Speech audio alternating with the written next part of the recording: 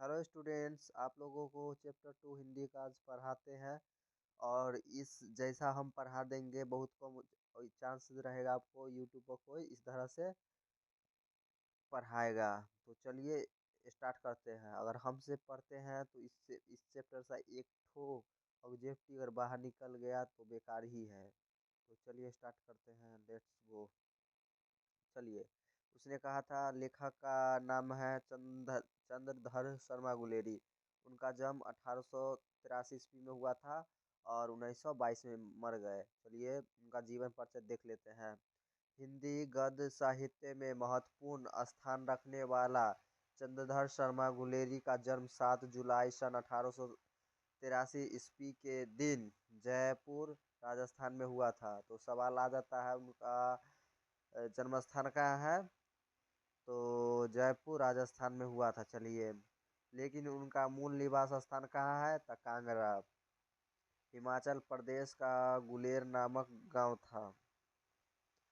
नाम कौन सा गांव था, गुलेर नामक गांव। चलिए, उनके पिता का नाम क्या था, पंडित शिवराम था। चलिए आगे चलिए। इन्होंने बचपन से ही संस्कृत में शिक्षा प्राप्त की। ठीक है, किस विषय में शिक्षा प्राप्त की बराबर पूछ देता है, तो संस्कृत में। 1899 में इलाहाबाद तथा कोलकाता विश्वविद्यालय में क्रमशः इंट्रेंस तथा मैट्रिक पास की। चलिए, मैट्रिक भी पास कर लिए। चलिए, सन 1901 में कोलकाता विश्वविद्यालय से इंटरमीडिएट करने के उपरांत सन 1903 में इलाहाबाद विश्वविद्यालय से बीए किया। देख लीजिए कहाँ से बीए किया, इलाहाबाद विश्वविद्यालय से बीए किया। चलिए ठीक है। गुलेरी जी सन 1904 में जयपुर दरबार की ओर से खेतरी के नाबालिग राजा जय सिंह के अभिभावक बनकर मेयो कॉलेज अजमेर में आ गए। ठीक है, चलिए आगे। इसके बाद इन्होंने जयपुर भवन छात्रावास के अधीक्षक के रूप में नियुक्ति किया गया। सन 1916 में संस्कृत विभाग के अध्यक्ष बनाए गए। अपने अंतिम दिनों में मदन मोहन मालवीय के नियंत्रण पर इन्होंने बनारस हिंदू विश्वविद्यालय में प्राच्य विभाग के कार्यवाहक प्राचार्य तथा मनीन्द्र चंद्र नंदीपीठ के प्रोफेसर के रूप में कार्य किया। साहित्य के इस पुरोधा का निधन 12 दिसंबर 1922 के दिन हुआ। तो जितना पढ़े उसमें से इम्पोर्टेंट उतना नहीं है, उस आपको यही ध्यान देना है। से देख लीजिए, मैट्रिक कब किए, तो 1900, इंटर कब किए, 1901 में कलकत्ता में। बीए कहाँ किए, 1903 यानी इलाहाबाद विश्वविद्यालय। उसके बाद कुछ इम्पोर्टेंट जानने लायक नहीं है। चलिए आगे चलते हैं। चलिए, मेन अब आ गया, मेन यहाँ से है। चंद्रधर शर्मा गुलेरी का रचनाएं कौन कौन सा है, देख लीजिए। कहानियां हैं सुखमय जीवन, बहुत इम्पोर्टेंट है, 1911। बुद्ध के कांटा, 1911।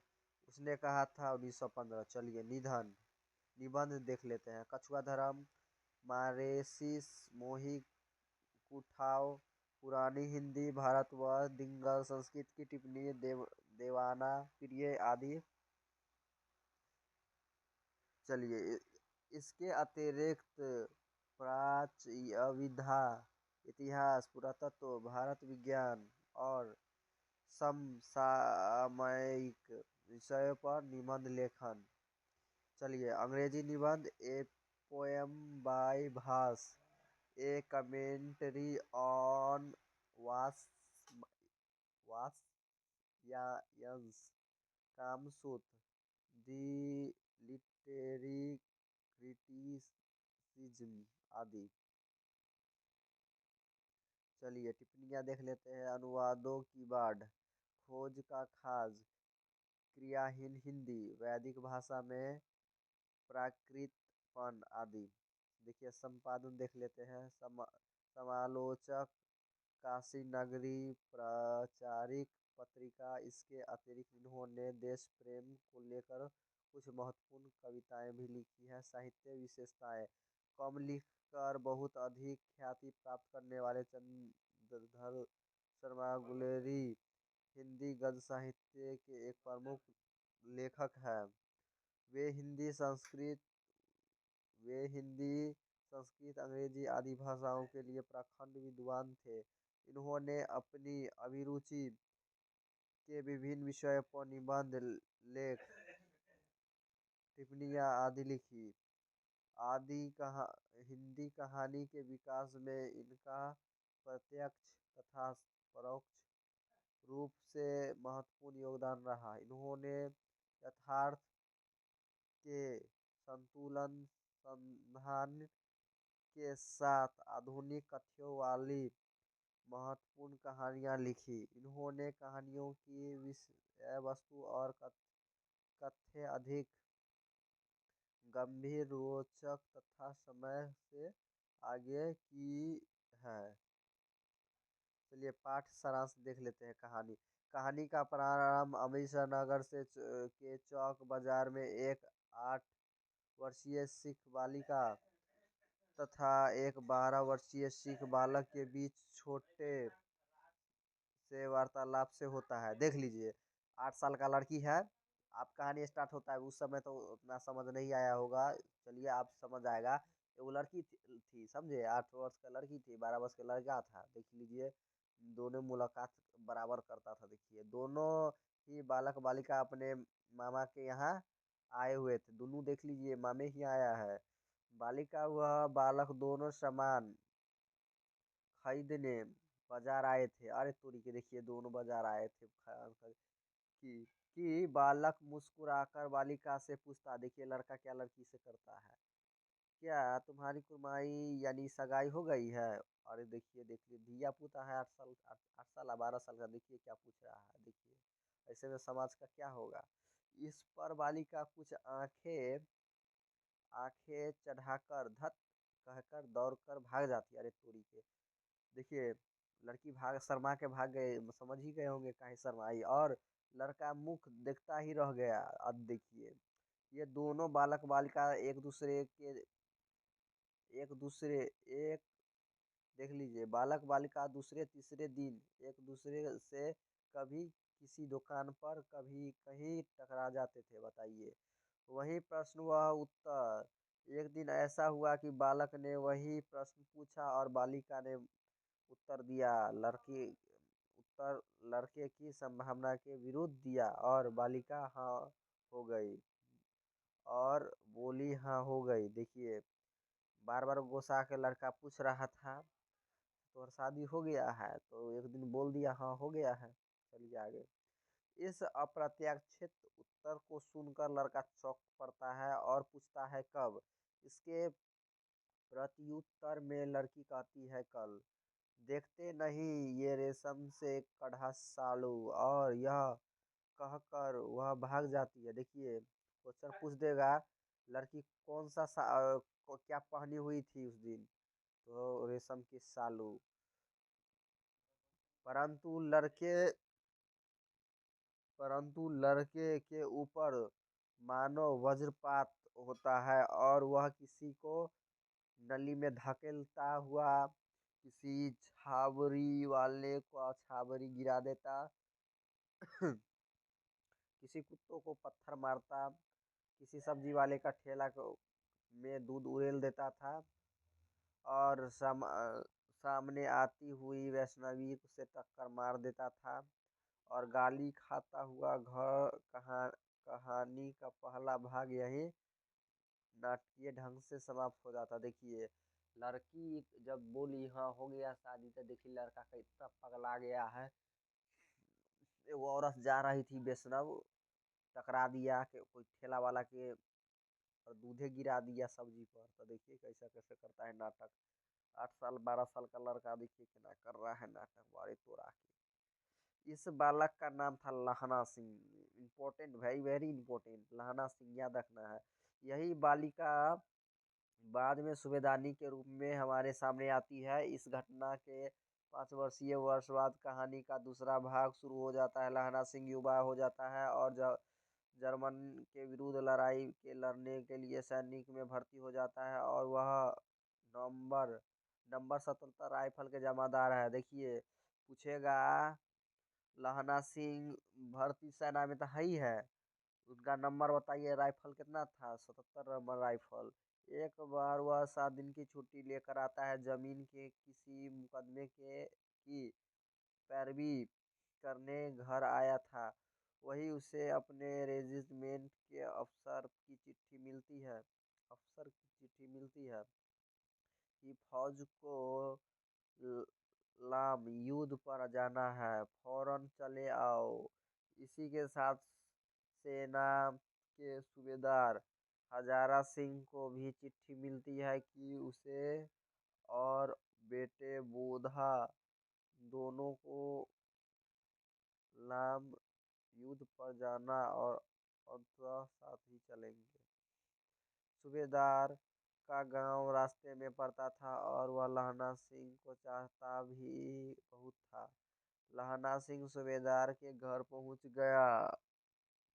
जब तीनों चलने लगे तब अचानक सूबेदार लहना सिंह को आश्चर्य होता है कि सेना क्वार्टरों में तो वह अभी रहा नहीं, पर जब अंदर मिलने जाता है तब सूबेदारी की दाढ़ी उसे कुर्बाई हो गई वाला वाक्य दोहरा कर 25 वर्ष पहले की घटना का स्मरण दिलाती है और कहती है कि जिस तरह उस समय उसने एक बार घोड़े की लातों से उसकी रक्षा की थी, उसी प्रकार उसे उसके पति और एकमात्र पुत्र की भी वह रक्षा करे। वह उसके आगे अपना आंचल पसार कर भीख मांगती है। यह बात लहना सिंह को मर्म छू जाता है। युद्ध भूमि पर उसने सूबेदारनी के बेटे बोध सिंह को अपने प्राण की चिंता न करते जान बचाई। इस पर कोशिश में वह स्वयं घातक रूप से घायल हो गया। उसने अपने घाव पर बिना किसी बताए कसकर पट्टी बांध ली और इसी अवस्था में जर्मन सैनिकों का मुकाबला करता रहा। शत्रु पक्ष की पराजय के बाद उसने सूबेदारनी के पति सूबेदार हजारा सिंह और और उसके